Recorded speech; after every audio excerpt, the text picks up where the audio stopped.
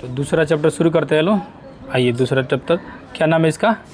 समाजवाद और साम्यवाद। पहला चैप्टर आप लोगों का कंप्लीट हो गया है, दूसरा चैप्टर इसको पूरी तरह से डिटेल में देखा जाएगा।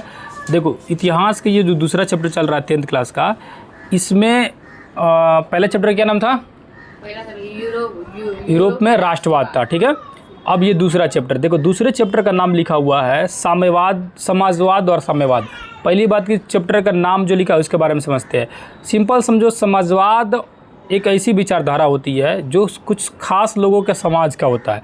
जैसे नहीं सुनता है, आदमी बोलता है क्या कि हमारे समाज में ऐसा नहीं चलता है, या कोई बोलता है कि वहाँ का समाज में ऐसे नहीं होता है। मतलब एक समाज एक तरह से क्या हो गया कि विचार हो गया है, एक कल्चर हो गया, समझ ना, एक तरह का वहाँ का रीति रिवाज हो गया, समझ ना। यही आगे जाके समाजवादी भावना बहुत ज़्यादा फैला देश में। क्यों देश में समाजवादी भावना क्यों फैल रहा था, ये दुनिया में क्यों फैल रहा था? वो क्या गया था उससे पहले, ये समाजवादी विचारधारा फैलने से पहले पूरी दुनिया में बड़े बड़े लोगों का, पूंजीपतियों का वर्चस्व ज़्यादा था, पूंजीपतियों का पावर ज़्यादा था। पूंजीपति मतलब कौन चीज़? धनिक लोगों का, ठीक है।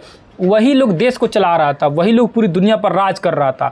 तो बहुत सारे ऐसे ऐसे बड़े बड़े नेता आगे बढ़ के आए हैं, बहुत सारे लोग समाज सेवक लोग आए जो देश में बोले कि नहीं, पूरे समाज को लेके चलना है। तो एक विचारधारा शुरू हुआ, उसी विचारधारा को समाजवादी का विचारधारा कहा गया। और साम्यवाद उसी का बड़का भाई हो गया, मतलब उसी से थोड़ा सा आगे एडवांस लेवल में आ जाता है, जिसके बारे में आगे इसी में दिया हुआ पढ़ेंगे लोग, ठीक है।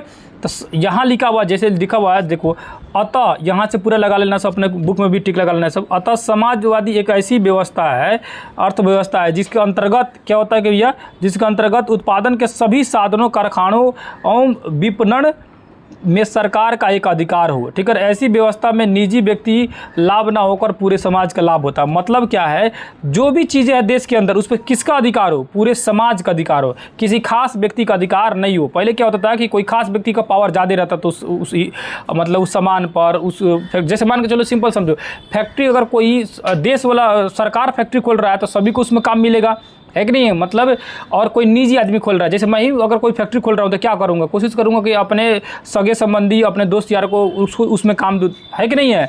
तो इसी तरह समाजवादी की विचारधारा आया कि सब कोई मिल के काम करे। बैठ, जल्दी बैठो। अब ये समाजवाद की उत्पत्ति कब हो रही है? उत्पत्ति कब हो रही है? 18वीं शताब्दी में उत्पत्ति हो रही है। क्वेश्चन कई बार पूछता है, पूंजीपति का ये औद्योगिक क्रांति कब हुई थी? कब हुई थी? तो 18वीं शताब्दी में। एक क्वेश्चन पूछता है कि पुनर्जागरण की शुरुआत कब हुआ था? बताइए। 15वीं शताब्दी में। 9th क्लास में ही जब उस समय बताया था तुम लोग कई बार, 15वीं शताब्दी में पुनर्जागरण की शुरुआत हुई। औद्योगिक क्रांति की शुरुआत कब हुई? 18वीं शताब्दी में। या औद्योगिक क्रांति के बाद ही समाजवाद की शुरुआत हो गया? तो पूछेगा समाजवाद का उदय कब शुरू हो गया था? 18वीं शताब्दी में।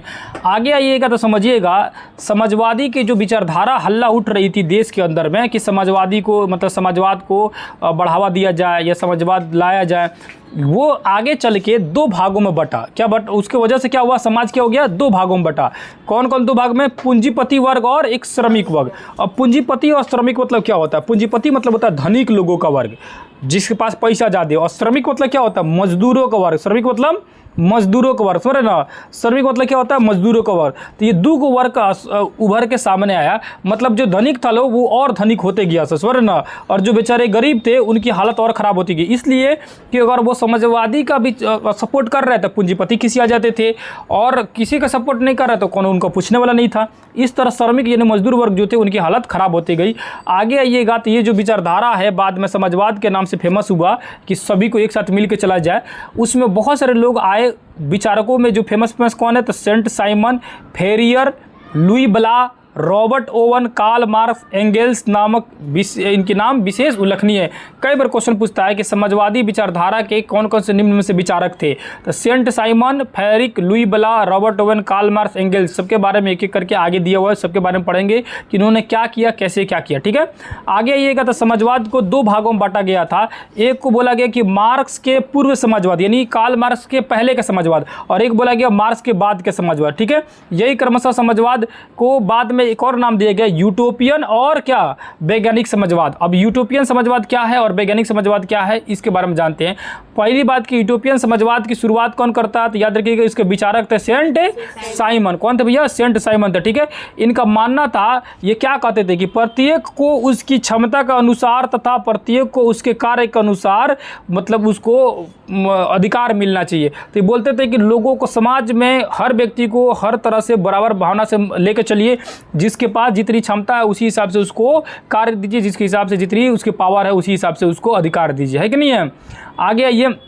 आगे देखेंगे तो अन्य यूटोपियन विचारक कौन थे, तो चार्ल्स फेरियर थे। तो पहला कौन था, प्रथम कौन था, तो प्रथम नाम जस्ट देखे हुए कौन था, सेंट साइमन, फर्स्ट था सेंट साइमन। बाद में आता है कौन, चार्ल्स फेरियर। देखिए चार्ल्स फेरियर जस्ट लास्ट में नीचे में लिखा हुआ, देखो मिल गया ना।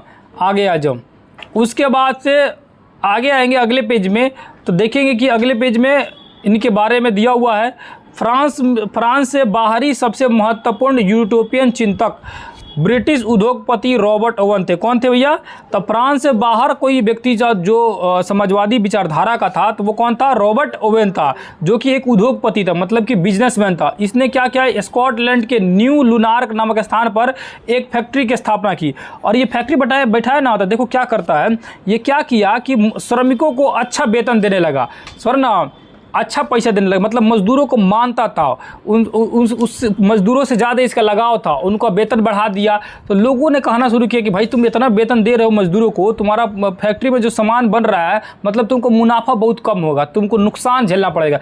लेकिन अंत में जब वो देखा तो इसको फ़ायदा हुआ, तो इसने एक मतलब इस निष्कर्ष तक पहुँचा, मतलब इसका सोच एक जगह पहुँचा, ये सोचने लगा कि ये, तब ये अपना एक विचार लोगों के सामने रखा, बोला कि अगर संतुष्ट श्रमिक ही वास्तविक श्रमिक है। इसका मतलब क्या, जो संतुष्ट खुश है वही ओरिजिनल मजदूर है। नहीं तो देखते हो आज के समय में क्या होता है, बहुत सारे मजदूर होता है, समय होते होते शाम पे क्या देखते हैं, टाइम देखना शुरू कर देते हैं कि कब समय का छुट्टी हो और कब हम अपना वापस घर जाए, ठीक है।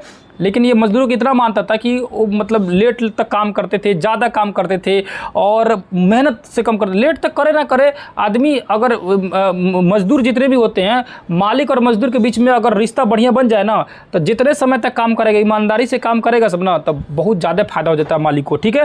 तो यही रॉबर्ट ओवन थे, अच्छे थे, है ना, जिसका उन्होंने एक्सपेरिमेंट करके देखा तो मालूम चला कि वेतन बढ़ाने कम करने से मतलब नहीं है, मतलब है कि मजदूर खुश है तो आपका फैक्ट्री बढ़िया से चलते रहेगा, ठीक है। अब आइए कार्ल मार्क्स के बारे में जानने की कोशिश करते हैं। कार्ल मार्क्स कौन थे, कहाँ के थे। तो कार्ल मार्क्स का जन्म जो हुआ था 5 मई 1818 ईस्वी में जर्मन के राइन प्रांत में ट्रियर नामक एक यहूदी परिवार में हुआ था। दो याद रखिएगा, एक तो यहूदी परिवार में हुआ था इनका जन्म, ठीक है ना। दूसरा बात, इनका जन्म कब हुआ था, तो 5 मई 1818 में। इनके पिता जो थे कौन थे, बाबूजी हेनरिक मार्क थे, जो पेशे से क्या थे, वकील थे, ठीक है। क्या थे, पेशे से वकील थे।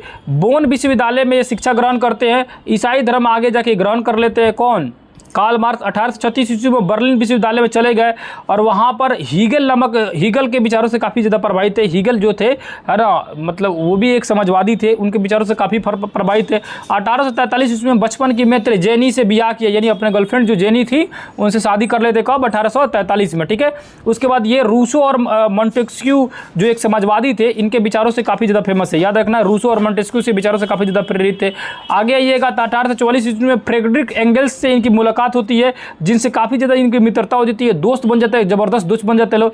और ये दोनों दोस्त थे, जो मजदूर की जो दयनीय स्थिति थी इनके बारे में वो रिसर्च करते रहते हैं, किस तरह इनको सुधारा जाए, उस पर दोनों गुणा मिलकर, यानी एंगल्स और कार्ल मार्क्स दोनों मिलकर क्या करते हैं, 1848 ईस्वी में साम्यवादी घोषणा पत्र प्रकाशित करते हैं, जिसे आधुनिक समाजवाद का जनक कहा जाता है। क्या कहा जाता है, आधुनिक समाजवाद का। इसमें मैंने ये जो घोषणा पत्र निकालते हैं, इसमें मजदूरों की स्थिति को सुधारने के लिए बहुत सारी बात किए थे।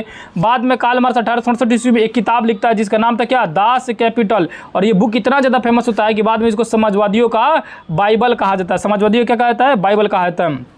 अब ये मार्क्स के सिद्धांत, मार्क्स के जो सिद्धांत देखेंगे तो 5 सिद्धांत दिया है, काफ़ी फेमस सिद्धांत है। खाली सिद्धांत का नाम याद रखना है, द्वंद्वादिक समाज, वर्ग के संघर्ष सिद्धांत, इतिहास के भौतिकवादी सिद्धांत, मूल अतिरिक्त मूल सिद्धांत, राज्यहीन एवं वर्गहीन सिद्धांत। और ये सारे सिद्धांत के बारे में जानने की जरूरत नहीं है उतना, क्योंकि ये सारे सिद्धांत बहुत हाई लेवल में जब पढ़िएगा, इंटर ग्रेजुएशन पढ़िएगा तब आता है। बस इतना समझिए, 5 सिद्धांत दिए थे कार्ल मार्क्स, ठीक है। ऐतिहासिक भौतिकवाद में जानने की कोशिश करते हैं कि ऐतिहासिक भौतिकवाद मतलब क्या होता है। ऐतिहासिक भौतिकवाद मतलब होता है इतिहास के हिसाब से कार्ल मार्क्स ने जीवन को बांट दिया। उनका मानना था कि जैसे कैसे पहले आदिवासी थे, आदिवासी के बाद इंसान हुए, उसके बाद राजा महाराजा का शासनकाल आया, उसके बाद से नेता लोग का भी शासनकाल चल रहा है, मतलब ये किस तरह समाज बदला। तो कार्ल मार्क्स के हिसाब से उन्होंने 6 चरणों में बांटा है, ठीक है। पहले बोले कि आदिवासियों का जीवन था, उसके बाद दास्ता का जीवन आया, मतलब आदिवासियों के जीवन के बाद दास्ता का मतलब गुलामों का जीवन आया, उसके बाद सामंती एज आया, सामंती मतलब राजा महाराजा का एज आया, पूंजीपतियों का एज आया, मतलब धनिक लोगों का वर्चस्व देश में आने लगा, उसके बाद समाजवादी और साम्यवादियों का वर्चस्व अभी फिलहाल में चल रहा है कि नहीं। अब आइए मार्क्स तथा प्रथम अंतर्राष्ट्रीय संघ। तो अंतर्राष्ट्रीय संघ की स्थापना हो रही है कब? 1864 ईस्वी में अंतर्राष्ट्रीय संघ की स्थापना हो रही है। कब हो रही है? 1864 ईस्वी में। इस संघ की स्थापना का श्रेय किसको जाता है? कार्ल मार्क्स को जाता है, याद रखिएगा, ठीक है। ये मजदूरों की स्थिति को सुधारने के लिए शुरू से ही बहुत सारा मतलब आंदोलन करते रहे, बहुत सारे संघर्ष करते रहे। बाद में इनका एक नारा था, क्या नारा था? अधिकार के बिना कर्तव्य नहीं, कर्तव्य के बिना अधिकार नहीं। काफ़ी फेमस हुआ है, क्वेश्चन कोई भी पूछ सकता है कि अधिकार के बिना कर्तव्य नहीं, कर्तव्य के बिना अधिकार नहीं, किसने बोला था? कार्ल मार्क्स ने बोला था। दास कैपिटल किसकी रचना है? कार्ल मार्क्स का। किसकी रचना है ना? घोषणा पत्र साम्यवादियों का कार्ल मार्क्स और एंगल्स था, ठीक है। अब ये द्वितीय अंतर्राष्ट्रीय संघ की स्थापना कब हो रही है? 14 जुलाई 1889 ईस्वी में पेरिस में सम्मेलन बनाया गया। दूसरे मतलब अंतर्राष्ट्रीय संघ की स्थापना संघ का सम्मेलन बुलाया जा रहा है कब? 14 जुलाई 1889 में, और 400 प्रतिनिधि ने इसमें भाग लिया। कितने प्रतिनिधि ने भाग लिया? और उस समय मार्क्सवादी विचारधारा तेजी से फैलने लगा चारों तरफ, स्मरण आ गया। ये प्रत्येक वर्ष 1 मई को, उसी समय यानी दूसरा जो अंतर्राष्ट्रीय सम्मेलन जो हुआ था उसी समय से 1 मई को प्रति वर्ष क्या बनाने के लिए घोषणा किया गया? बताओ, ऊपर लिखा हुआ देखो। प्रत्येक वर्ष 1 मई के दिन डैश की एकता बनाने के लिए बनाया गया। बताओ किसकी? मजदूर दिवस मनाए। गधा साहब, नहीं दिख रहा है तुम लोग को रे ना, गधई साहब। 1 मई को क्या हुआ? मजदूर दिवस। आज भी 1 मई को क्या मनाया जाता है? मजदूर दिवस मनाया जाता है। कब से शुरू हुआ था वही बताने की कोशिश कर रहा हूँ। जो दूसरा सम्मेलन हुआ था 14 जुलाई 1889 ईस्वी से, उसी समय से तय कर दिया गया कि अब हर 1 मई को क्या मनाया जाएगा? मजदूर दिवस मनाया जाएगा। और उसमें क्या किया गया? काम के घंटे का कार्य दिवस को मांग किया जाना भी तय किया गया कि काम मतलब फिक्स कीजिए कै घंटा काम करें। ये नहीं कि बुला लीजिए तो रात भर काम करते रहो, दिन भर काम करते रहो, ऐसे नहीं। काम के घंटा तय कीजिए, ठीक है, समझे ना। उसके बाद सचिवालय है ना, ब्रुसेल्स की स्थापना हुई, ठीक है। अंतर्राष्ट्रीय सचिवालय ब्रुसेल्स की स्थापना 1 मई 1890 ईस्वी में। सारे यूरोपीय में अमेरिका में लाखों मजदूरों ने हड़ताल प्रदर्शन किया, और 1 मई अंतर्राष्ट्रीय मजदूर दिवस में सारे संसार में मनाया गया। वही 1 मई 1890 से के बाद से क्या हो गया? पूरे दुनिया भर में अंतर्राष्ट्रीय मजदूर दिवस मनाया जाने लगा। आगे आ जाइए। 1917 का बोल्शेविक क्रांति को जानते हैं कि क्या बोल्शेविक क्रांति क्यों हुआ, किसके लिए हुआ, ठीक है। 1917 का बोल्शेविक क्रांति, ठीक है। 20वीं शताब्दी के इतिहास में एक महत्वपूर्ण घटना रूस की क्रांति, ठीक है। इसी रूस की क्रांति के बाद में बोल्शेविक क्रांति कहा जाएगा। इस क्रांति में रूस के सम्राट अथवा जार, रूस के सम्राट को क्या कहा जाता है? जार। याद रखिए, कभी क्वेश्चन शायद है 9th में या 10th में है ना, नहीं 10th में, या आगे अगला चैप्टर में शायद मिलेगा या इसी मिलेगा। रूस के सम्राट को क्या कहा जाता है? जार कहा जाता है, ठीक है। तो निरंकुश था रूस के सम्राट, है ना, निरंकुश था। इस सत्ता का अंत कर लोकतंत्र स्थापना करने का प्रयास किया, किंतु नहीं हो पाया। बाद में मन वहाँ के लोग चाहते थे कि क्या किया जाए? लोकतंत्र स्थापित किया जाए, पूंजीपतियों को हटा के समाजवादियों का यहाँ पर लाया जाए, बोलबाला। रूस में एक क्रांति हो रही है, कौन सी क्रांति? बोल्शेविक क्रांति। उसको 1917 के साथ कई बार क्वेश्चन पूछा हुआ है, पूछता है नवंबर 1917 की क्रांति का अन्य नाम क्या है? तो बोल्शेविक क्रांति। क्या है नाम भैया? याद रखना, क्वेश्चन पूछता है कि बोल्शेविक क्रांति कब हुआ था? नवंबर 1917 में हुआ था, ठीक है। समझ ना, कहाँ हुआ था? बोल्शेविक क्रांति निम्न में से किस देश से संबंधित है? रूस से संबंधित है, याद रखना, ठीक है। और इस क्रांति ने क्या किया? इस क्रांति ने नई राजनीतिक समाजवादी व्यवस्था, साम्यवाद का आदर्श उपस्थिति करने के साथ साथ विश्व में एक सर्वहारा वर्ग की सत्ता का स्वीकृति प्रदान किया। अब आएगा सर्वहारा वर्ग मतलब क्या होता है? इसका मतलब समझना चाहिए, है ना कि नहीं है? सर्वहारा वर्ग मतलब क्या होता है बताओ तुम लोग? सर्वहारा वर्ग मतलब है मजदूर, श्रमिक, किसान, छोटे जितने भी लोग होता है ना, उनका एक ग्रुप, उसी को सर्वहारा वर्ग बोला गया, ठीक है। आगे जी, जार की है, आगे है क्या? हाँ, आगे कहीं होगा। जार की निरंकुशता एवं अयोग्य शासक। जार माने कोची? बोयाम, बोतल नहीं। और कौची तो रूस का सम्राट यानी रूस का राजा। तो जार की निरंकुश था, मतलब निरंकुश मतलब कि लोग उससे खुश नहीं थे, बेकार था, बकलोल था, ठीक है। और उसका अयोग्य शासन मतलब योग्य नहीं था। अब इसमें पढ़ेंगे क्या है, 1917 ईस्वी में पूर्व यानी 1917 से पहले रूस में रोमनो राजवंश का शासन था। पूछेगा 1917 में जो बोल्शेविक क्रांति हुई थी उससे पहले रूस का शासक कौन था? रोमनो राजवंश का शासक था। इस रूस के सम्राट को जार कहा जाता था, ठीक है। और ये क्या था? कठोर राजनीतिक संरचना का स्थापित किया। 19वीं शताब्दी के मध्य में यूरोप की राजनीतिक संरचना परिवर्तन हो चुकी थी तथा राजतंत्र की शक्ति सीमित हो चुकी थी, ठीक है। परंतु रूसी राजतंत्र अपना विशेषाधिकार छोड़ने के लिए तैयार नहीं था, ठीक है, समझे ना, ये अपना अधिकार नहीं छोड़ रहा था। और जार निकोलस द्वितीय जार निकोलस द्वितीय जिसके शासनकाल में क्रांति हुई, राजा के दैवी अधिकार पर विश्वास करता था। मतलब वो मानता था क्या कि हम ये क्या है, देवता है, समझ ना। आम लोगों की सुख दुख की चिंता नहीं थी। जार ने अफसरशाही बनाई थी। अफसरशाही मतलब कि बड़ा बड़ा अधिकारी उसके मतलब बड़ा बड़ा अधिकारी को छूट दे दिया कि लोगों को जितना मर्जी पीटो, मारो, जिस तरह पकड़ कर जेल में डाल दो, कुछ भी करो, ठीक है। इसकी जो शासन व्यवस्था थी पूरी तरह से बेकार थी। आगे ये इसके समय में कृषकों की स्थिति कैसी थी? भयानक दयनीय थी, ठीक है। कृषकों की जनसंख्या बहुत अधिक, मतलब रूस में किसान ज़्यादा थे, फिर भी उनकी स्थिति क्या थी? अत्यंत दयनीय थी। 1861 ईस्वी में जॉर्ज अलेक्जेंडर द्वितीय के द्वारा कृषक दास्ता समाप्त कर दी गई। स्वर्ण कृषक दस्ता क्या किया गया? समाप्त कर दिया गया। लेकिन परंतु किसानों की स्थिति में कोई सुधार नहीं हुआ। स्वर्ण इनकी हालत और भी खराब होती गई, ठीक है। आगे ये मजदूरों की स्थिति देखेंगे। उस समय राजा के समय में क्या था? मजदूरों की स्थिति क्या थी? इनकी भी स्थिति दयनीय थी, खराबे थी, बेकारे थी, ठीक है। स्वर्ण इनके साथ दुर्व्यवहार होता था, बढ़िया से व्यवहार नहीं होता था, ठीक है। मार्क्स के ये शब्द कि मजदूरों के पास सिवाय अपने बेड़िया खोने के लिए कुछ भी नहीं है, यह दशा सही चित्रण करती है। मतलब कि मजदूर का हालत इतना खराब था कि वो कुछ कर भी नहीं सकता था लोग, स्वर्ण। इसीलिए मार्क्स बोला कि मजदूरों के पास क्या है? कुछ भी नहीं, अपने बेड़िया खोने के लिए कुछ, मतलब बेड़िया मतलब कि बंधन से जो बंधा हुआ लो उससे आज़ाद भी नहीं हो सकता लो, है कि नहीं है। औद्योगिकरण की समस्या। औद्योगिकरण मतलब क्या होता है? उद्योग धंधा लगने की समस्या, स्वर्ण ना। औद्योगिकरण की समस्या था, उद्योग धंधा की बहुत कमी थी। आगे आइए रूसीकरण की नीति। मतलब रूसीकरण मतलब रूस वाले एक अपना नीति लाए थे, जिसमें नीति में क्या था? सोवियत रूस में राष्ट्रीयता का देश था। यहाँ मुख्यतः स्लाव जाति के लोग थे। इसके अतिरिक्त फिन, पोल, जर्मन, यहूदी आदि अन्य जातियों के लोग भी थे, ठीक है। क्वेश्चन पूछेगा कौन जाति के लोग थे, तो कौन जाति के थे रूस में ज़्यादा? स्लाव जाति के। कौन जाति के? स्लाव जाति का। फिन, पोल, जर्मन, यहूदी भी अन्य लोग थे, लेकिन बड़ी जाति कौन थी? स्लाव जाति के लोग थे, ठीक है।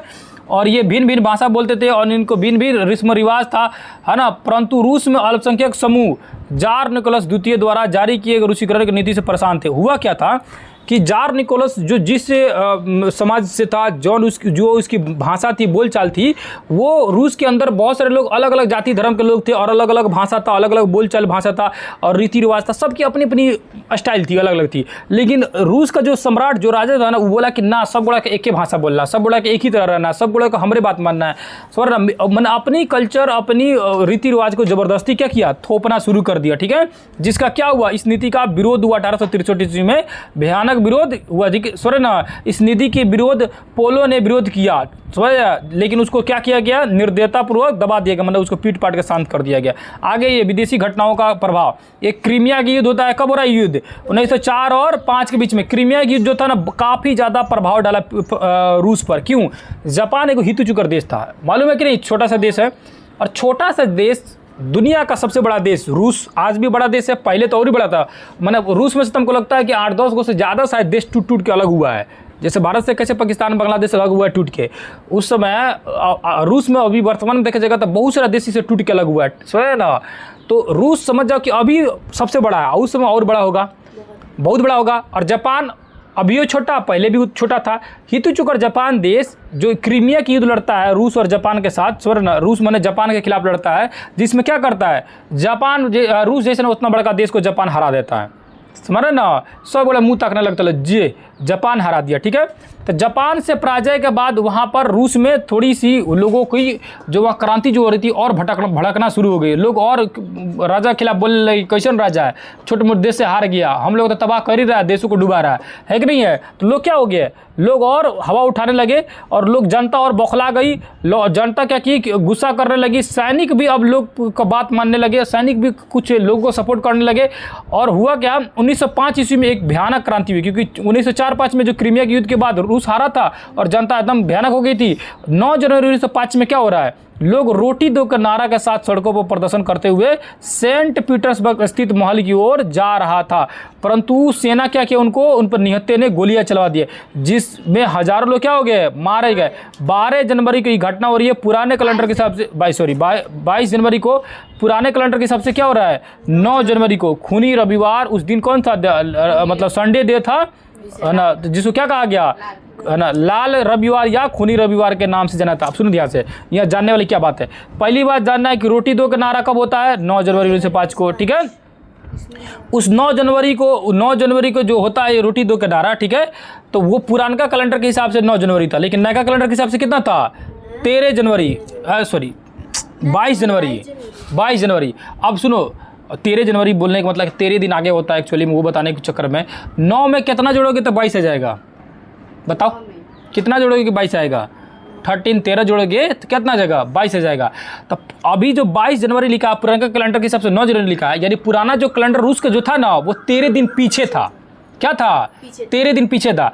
अमेरिका का कैलेंडर यानी दुनिया का जो कैलेंडर चलता है, जो विदेशी कैलेंडर जो हम लोग देखते हैं, उसको ग्रेगोरियन कैलेंडर कहा जाता है।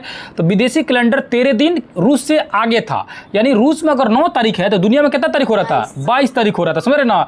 तो रूस कहता है कि उस दिन जो घटना हुई थी वो कै तारीख हुई थी, 9 जनवरी को हुई थी, लेकिन दुनिया का कहता है कै तारीख को, 22 जनवरी को। इसीलिए कन्फ्यूजन याद रखना, पुराना और नया में, पुराना नया में कितना दिन का अंतर है, 13 दिन का, कि 13 9 करेगी तो कितना हो जाएगा, 13 9 3 12 22 हो जाएगा, है कि नहीं है। तब 13 दिन का अंतर था, इसीलिए उस दिन क्या घटना हुई थी, खूनी रविवार उस घटना को कहा जाता है, याद रखना। तो 22 जनवरी नया का डेट से, 9 जनवरी पुराना डेट है, क्योंकि रूस का एक अपना कैलेंडर था, बाद में आगे चल के अपना कैलेंडर हटा दिया और मतलब दुनिया का कैलेंडर ही मानने लगा, समझेंगे ना। आगे आ जाओ, अगले पेज में आ जाओ, अगले पेज देखते हैं।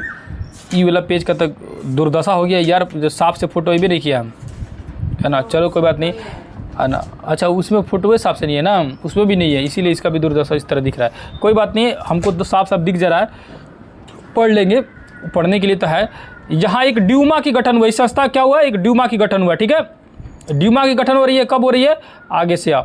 यहाँ दिखा कि सरकार, अंततः सरकार क्या हुई, झुक गई, मतलब अब निहत्ती घटना कर देगा, खूनी रविवार जैसी घटना होगी तो लोग और हल्ला करने लगा, तो क्या हो गया, सरकार को क्या होगा, अंततः झुकना पड़ा 1905 ईस्वी में। और क्या हुआ, एक गठन की स्थापना हुई जिसका नाम क्या रखा गया, ड्यूमा रखा गया, ठीक है।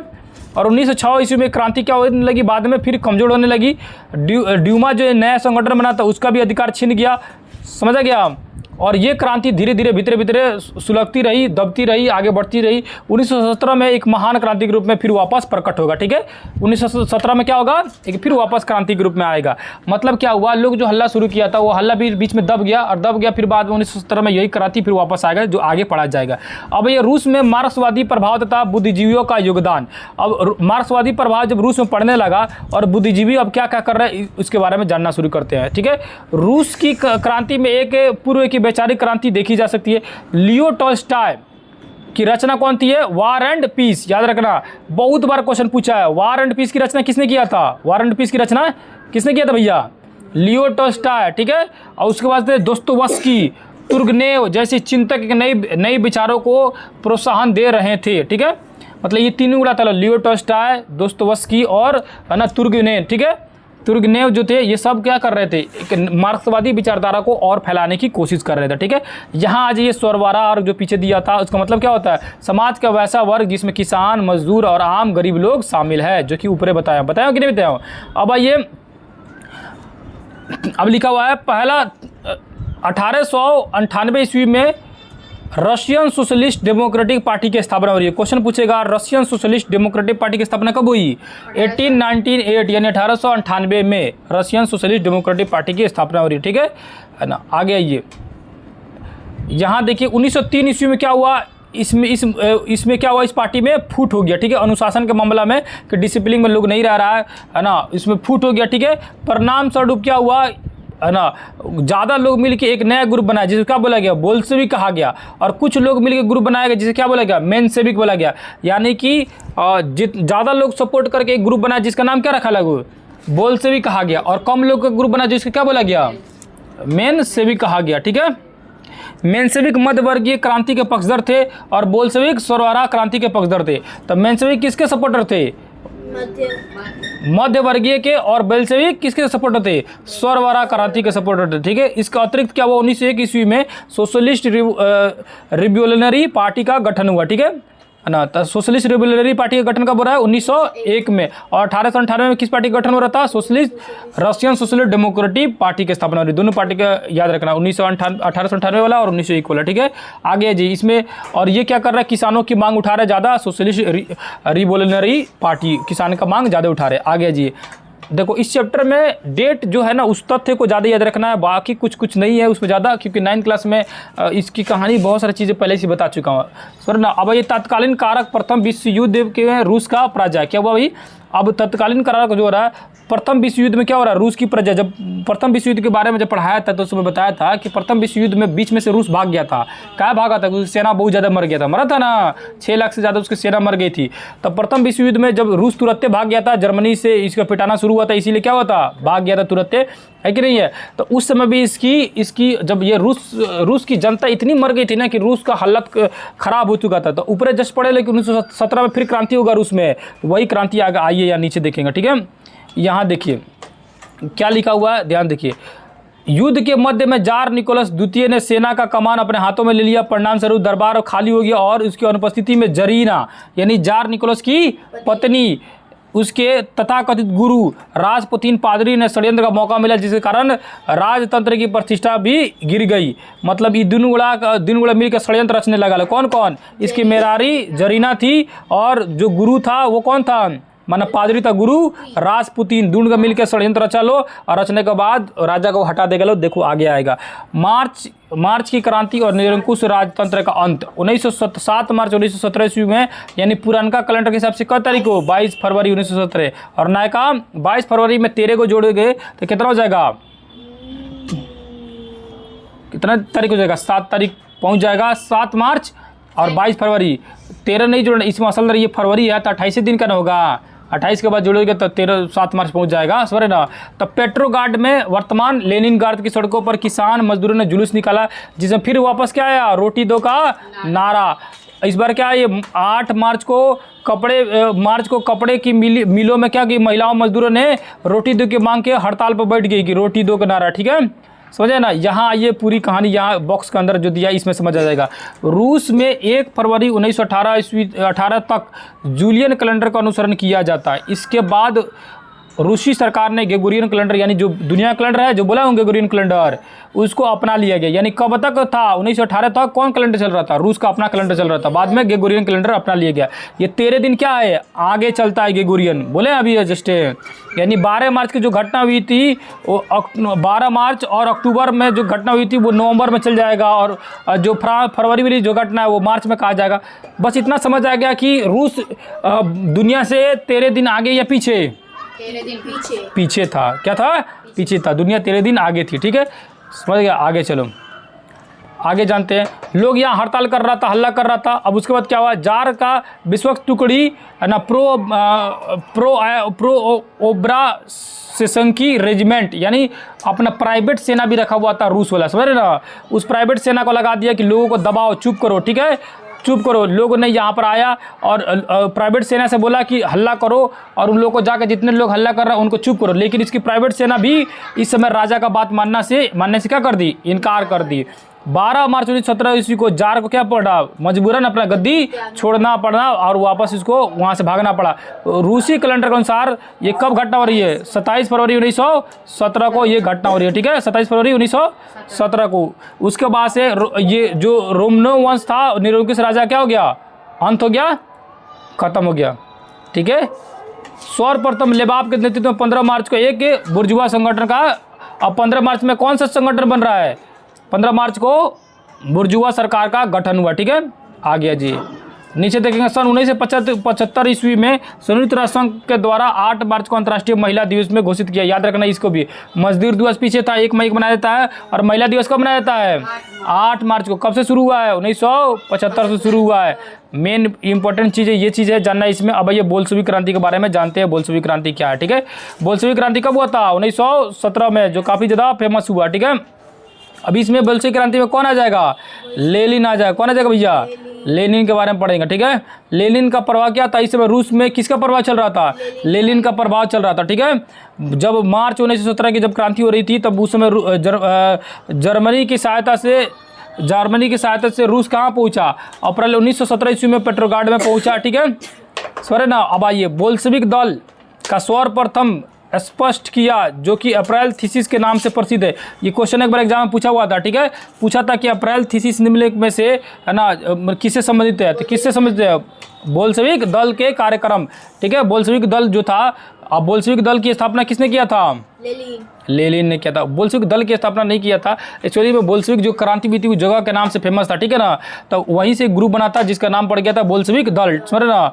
और ये जो है इसमें अप्रैल थीसिस से काफ़ी फेमस हुआ। लेनिन के 3 नारे थे, भूमि, शांति और रोटी। अब देखो ये अप्रैल थीसिस क्या है आगे समझ आएगा, आगे जब उसको बताऊंगा कि अप्रैल थीसिस क्या है। एक्चुअली में हुआ क्या था ना कि जो लेनिन जो है ना, जब आगे बताऊंगा, एक्चुअली में हुआ क्या था कि लेनिन समझ जाओ कि जो वहाँ के पादरी थे ना, मेन पादरी लोग से उसको बड़ा प्रॉब्लम था। क्योंकि पादरी क्या करते थे, बोलते थे कोई भी गुनाह किए हो क्या करो, मेरे पास पैसा दो, तुम्हारे गुनाह का हम मतलब छुड़ा देंगे, ख़त्म करा देंगे, गुनाह तुम्हारा समाप्त हो जाएगा। मतलब पैसा से एवरीथिंग इज पॉसिबल, समझ ना। वहाँ पर मतलब किसी भी तरह का गुनाह किए हो, पैसा से आपको सजाए। आगे समझते हैं लोग यहाँ पर जो क्रांति लेनिन के बारे में। तो लेनिन क्या बता, अप्रैल थीसिस बता रहे थे, जो कि पादरी जो लोग थे, वो पादरी लोग क्या कर रहे थे, बोल रहे थे कि कुछ भी कीजिए, सब गुनाहों का माफ़ हो सकता है, हमारे पास क्या हो सकता है, सब गुनाहों का माफ़ आसानी से हो सकता है, ठीक है। आगे आइए, ठीक है। ये आगे जानेंगे तो लिखेंगे, देखेंगे इसमें।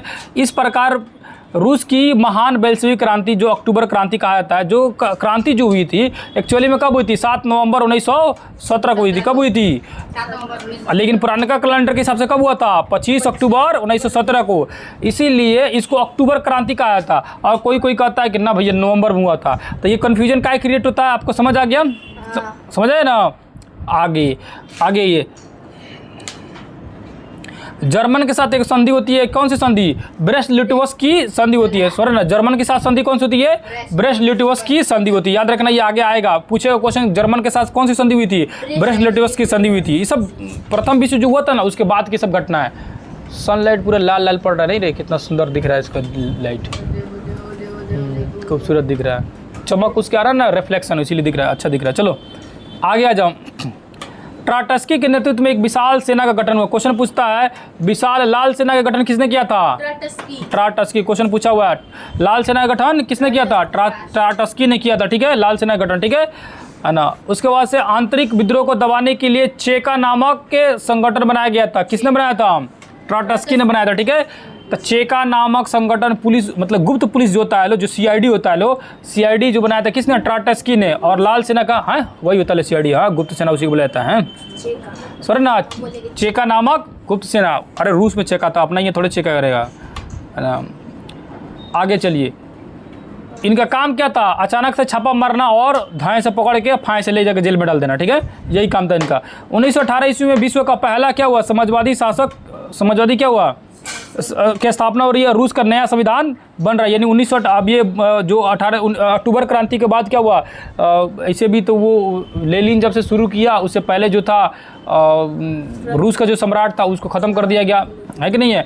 अब नया संविधान बना। कब संविधान बन रहा है? क्वेश्चन पूछेगा रूस में संविधान कब बना? 1918 में नया संविधान बना। और रूस में नया संविधान बन के रूस का नया नाम रख दिया गया। क्या नाम रख दिया गया? सोवियत समाजवादी गणराज्य का समूह, यानी USSR, समझे ना, नया नाम रख देगा, ठीक है। आगे आइए। और वोट देने का अधिकार दिया गया कितना? 18 वर्ष से अधिक उम्र के सभी के नागरिकों को क्या दिया गया? मताधिकार दिया गया। 18 वर्ष से सभी व्यक्तियों को वोट देने का अधिकार दिया गया। आगे आ जाइए, अगला पेज में देखते हैं, आगे जानने की कोशिश करते हैं। यहाँ देखिए, बोल्शेविक दल का नाम बदल कर बाद में क्या नाम रख दिया गया? साम्यवादी दल, जिसका फोटो कैसा हुआ? लाल रंग के हंसुआ और हथौड़ा। आज भी देखता है सब, कम्युनिस्ट पार्टी वाला सबका, साम्यवादी पार्टी उसी को बोलते हैं। कम्युनिस्ट पार्टी का देख रहे हैं झंडा लगा रहता है बहुत सारा रोड पर, रेड कलर का होगा झंडा, हंसुआ और हथौड़ी में बनल होगा। उसको बोलता था लोग पहले चांद। चांद? हाँ ना रास्ता में देखते हो यहाँ पे धुआं है। और बहुत जगह लगा रहता है, ठीक है। तो वो कम्युनिस्ट पार्टी यानी साम्यवादियों का है। तो ये साम्यवादी ग्रुप कहाँ शुरू हुआ था? वहीं से, रूस से शुरू हुआ था। उन लोगों का ही पहचान है। कौन सा पहचान है उन लोग का? जब क्वेश्चन, कई बार क्वेश्चन पूछता है कि साम्यवादी जो दल है इसका पुराना नाम क्या था? बोल्शेविक दल नाम था, समझ रहे ना, जो बोल्शेविक क्रांति के बाद रखा गया था। और इन लोग का जो चिन्ह है यानी प्रतीक चिन्ह जो झंडा है, वो झंडे का क्या पहचान है? लाल रंग का झंडा होगा और दूसरा हंसुआ और हथौड़ी में बनल होगा, ठीक है। क्या बना होगा? हंसुआ और हथौड़ी ना। ये है ट्राटस्की। ट्राटस्की कौन सी सेना का गठन किया था? कौन सेना का गठन किया था बताओ? लाल सेना का गठन। अभी जश्न पड़ा है सब, देखा पढ़ के भूल जा रहा है सब। कौन सेना का गठन किया था? लाल सेना का गठन किया था। आगे जी, यहाँ लिखा है नई आर्थिक नीति, न्यू इकोनॉमिक पॉलिसी, ठीक है। नई आर्थिक नीति कब आया? 1921 ईस्वी में नई आर्थिक नीति की घोषणा किया, मार्क्सवादी के मूल्यों के कुछ, ठीक है। नई आर्थिक नीति का घोषणा हुआ, ठीक है। आगे आ जाइए, आगे जानने की कोशिश करते हैं। इसमें जानते हैं कि क्या क्या नई आर्थिक नीति में क्या क्या है। पहला क्या लिखा है? किसानों को अनाज ले जाने के लिए क्या किया गया? अनाज ले जाने के लिए स्थान दूसरे स्थान पर निश्चित कर लिया गया। बचाओ अनाज, किसान का बचाव मनचाहा इस्तेमाल कर सकते थे। मतलब कि देश में बहुत सारा सुधार किया गया। सारे एक एक करके सबको देख सकते चाहे तो। यद्यपि सिद्धांत कायम रहा और जमीन राज्य का ही, फिर भी व्यवहार जमीन में किसान का हो। मतलब कि सरकार जमीन पर कब्जा किया था, लेकिन किसान को पूरा छूट दिए थे कि आप जैसे मर्जी वैसे खेती बाड़ी कर सकते हैं। 20 से कम कर्मचारियों वाले उद्योगों को व्यक्तिगत रूप से चलाने का अधिकार मिल गया। मतलब 20 से कम कर्मचारी है तो आप निजी रूप से चला सकते हैं, उससे ज़्यादा अधिकारी है तो क्या हो जाएगा? सरकारी हो जाएगा, ठीक है। विदेशी पूंजी भी सीमित तौर पर आमंत्रित किया गया कि विदेशी पूंजी उतना ज़्यादा नहीं लिया जाएगा। व्यक्तिगत संपत्ति और जीवन की बीमा की राजकीय एजेंसी द्वारा लागू किया गया। मतलब LIC वगैरह सब कुछ खुल गया। विभिन्न स्तरों पर बैंक खोले गए। ट्रेड यूनियन की अनिवार्य सदस्यता समाप्त कर दी गई। स्वर्ण, ये सारी चीज़ नई आर्थिक नीति में लाया गया। नई आर्थिक नीति बस आया कब था? कब आया था? 1921 में। देखो उल्टे कर दिया, सब 21 के बारे कर दिया। अब भाई ये लेनिन की मृत्यु कब हो जा रही है?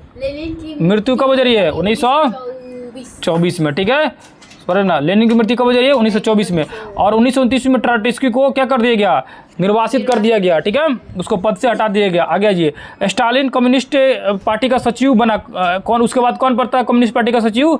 महासचिव स्टालिन बनता है। इसकी मृत्यु कब हो जा रही है? 1953 ईस्वी में। 1953 में इसकी, यानी कि कम्युनिस्ट पार्टी का अगला सचिव बनता है स्टालिन, जिसकी मृत्यु हो जाती है 1953 में। और कोई कुछ खास इसमें है नहीं। देखो पढ़ाने के लिए उसको पढ़ाते रहें कितनी देर तक, कोई उसमें ज़्यादा कुछ मिलेगा नहीं। पॉइंट टू पॉइंट बातें को समझिए। ज़्यादा चीज़ें अगर मन करेगा तो आप उसको घर पर जाकर आराम से पूरे डिटेल में पढ़िएगा। कुछ खास नहीं मिलेगा, कुछ खास मिलेगा तब फिर दोबारा पूछ भी सकते हैं, कोई दिक्कत नहीं है, ठीक है। आगे, रूस क्रांति का प्रभाव। अब रूसी जो क्रांति हुआ था, जो अक्टूबर क्रांति हुआ या पहले की जो क्रांति हुई थी 1907 में, क्रीमिया की युद्ध हुआ, उस सबसे क्या प्रभाव पड़ा? क्या पड़ा रूस में? क्या पड़ा, ठीक है। यहाँ देखो लिखा हुआ मिखाइल गोर्बाचोव 1985 ईस्वी में राष्ट्रपति बने। तो क्वेश्चन ये पूछ सकता है कि 1985 में राष्ट्रपति कौन थे? तो मिखाइल गोर्बाचोव, ठीक है। समझा गया ना। इन्होंने पुनर्गठन और खुलापन की अवधारणा को पेश किया। मतलब देश में जैसे कैसे भारत में आया था 1991 के आसपास में, ग्लोबलाइजेशन बने और औद्योगिकरण, निजीकरण और क्या बोलते हैं उसको, वैश्वीकरण वाला नीति आया था, ठीक है। उसी तरह ये 1985 ईस्वी में नीति लाए थे। कौन वाला? है ना, पुनर्गठन और खुलापन में। सोवियत संघ का विघटन, सोवियत संघ टूट गया। सोवियत संघ टूटा कितने भाग, कब टूटा? 1991 में। बहुत सारे भागों में टूट के अलग अलग हो गया था, ठीक है। आगे आ जाइए। शीत युद्ध मतलब क्या होता है? शीत युद्ध जो लिखा हुआ है इसका मतलब क्या होता है? शीत युद्ध मतलब क्या होता है पता है? मुँहा मुँही, गाली गलौज होना, झगड़ा होना। मतलब शीत युद्ध हो गया। जैसे एक देश दूसरे देश को कुछ बोलेगा कि तुम ऐसा है वैसा है, तो उसको बोला जाता है क्या? शीत युद्ध। एक वैचारिक युद्ध है जिसमें पूंजीवादी गुट का नेता, संयुक्त राज्य अमेरिका साम्यवादी गुट का नेता है ना, कौन बन गया? सोवियत रूस को बना। यानी देखो पूरी दुनिया दो गुटों में बट गया। पूंजीपति लोग गुट में बटा तो उसको क्या बोला गया? वो पूंजीपति किसके ग्रुप में गए? अमेरिका के ग्रुप में। यानी उसमें बड़े बड़े उद्योगपतियों को वैल्यू ज़्यादा दिया गया। और समाजवादी किसको, कौन से ग्रुप में गए? रूस के ग्रुप में गए। पूरी दुनिया दो गुटों में बढ़ गया और पूरी दुनिया लोग आपस में एक दूसरे से बाताबाती में लड़ने लगा कि तू बेकार है तो तू बेकार है, हम चंद्रमा पहुंच गए तो तुम कहाँ रह गया। उसी तरह मुँहा मुँही लड़ाई हो रहा तो उसी क्या बोला गया? शीत युद्ध बोला गया, ठीक है। आगे आ जाइए, आगे जाने, खत्म हो गया है ना। आगे आइए, अब आते हैं क्वेश्चन आंसर। क्वेश्चन भी साफ से नहीं है यार। रूस में कृषक दास का प्रथा का अंत कब हुआ? 1861 ईस्वी में। रूस में जार का क्या अर्थ होता है? क्या होता है रूस में जार का अर्थ? रूस का सम्राट। कार्ल मार्क्स का जन्म कहाँ हुआ था? जर्मनी में हुआ था, ठीक है ना। जर्मनी का राइन प्रांत जो था, ठीक है, समझ रहे ना। कब हुआ था? डेट भी याद रखिए। मार्च 1818 साम्यवादी शासन का पहला प्रयोग कहाँ हुआ? साम्यवादी का पहला प्रयोग रूस में हुआ था, ठीक है। यूटोपियन समाजवादी कौन नहीं था? तो देखो कौन नहीं था यूटोपियन समाजवादी? तो सेंट साइमन में था, कार्ल मार्क्स भी था, रॉबर्ट ओवन भी था, लेकिन लुई क्ला नहीं था। कौन था? लुई ब्ला था, याद रखना। कौन था भैया? Louis Blanc. War and peace की रचना किसने किया था? Leo Tolstoy. वही वार एंड पीस की रचना टॉल्स्टॉय। कई बार क्वेश्चन पूछता है। बोल्शेविक क्रांति कब हुई थी? नवंबर 1917। लेकिन नायका पुरानका टेक्स्ट के हिसाब से अक्टूबर में हुआ था, इसीलिए बोल्शेविक क्रांति को अक्टूबर क्रांति भी कहा जाता है, ठीक है। समझा कि ना? लाल सेना का गठन किसने किया था? ट्राटस्की ने। कौन ये लाल सेना क्या था? उसके बाद एक गुप्तचर पुलिस की स्थापना किया था, यानी कि सीआईडी की स्थापना किया था। क्या नाम था उसका? चेरी नाम का था, ठीक है। लेनिन की मृत्यु कब हुई? 1924 में मर गया, ठीक है ना। ब्रेस्ट लिटोवस की संधि किस देश के बीच में हुआ था? बोले हैं कि लास्ट में काम आएगा रूस और जर्मनी के बीच में हुआ था। आइए खाली जगह को देख लेते हैं। खाली जगह में दिया है रूस क्रांति के समय शासक कौन था? जार निकोलस द्वितीय था। बोल्शेविक क्रांति का नेतृत्व लेनिन ने। नई आर्थिक नीति 1921 में। रॉबर्ट ओवन कहाँ का निवासी था? ब्रिटेन का निवासी था, जो कि क्या किया था? बहुत बड़ा बिजनेसमैन था, नहीं बताया, उधर बिजनेस खोला था। वैज्ञानिक समाजवाद का जनक कार्ल मार्क्स था। कौन था वैज्ञानिक समाजवाद का? कार्ल मार्क्स था, ठीक है।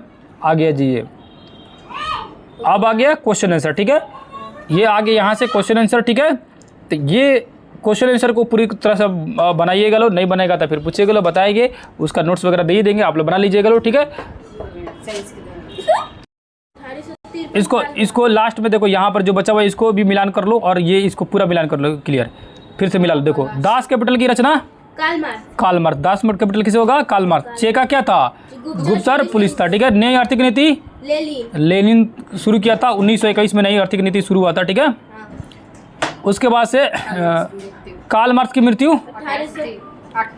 1883 में। कार्ल मार्क्स की मृत्यु। स्टालिन की मृत्यु कब रही है? 1953। स्टालिन की मृत्यु ऊपर दिया हुआ था, दिया था ना स्टालिन की मृत्यु, जस्ट अभी ने देखा है सब, यही पता है स्टालिन की मृत्यु, है ना। हो गया, पूरी कंप्लीट हो गया, ठीक है। चलिए ठीक है। अब कौन बच गया? तीसरा चैप्टर। तो नेक्स्ट जो है कल से नहीं अभी पढ़ा देंगे, 1 घंटा और रुको से पढ़ा देते हैं, ठीक है। नेक्स्ट चैप्टर पढ़ा देंगे, यहीं पर करते हैं इसको एंड, ठीक है।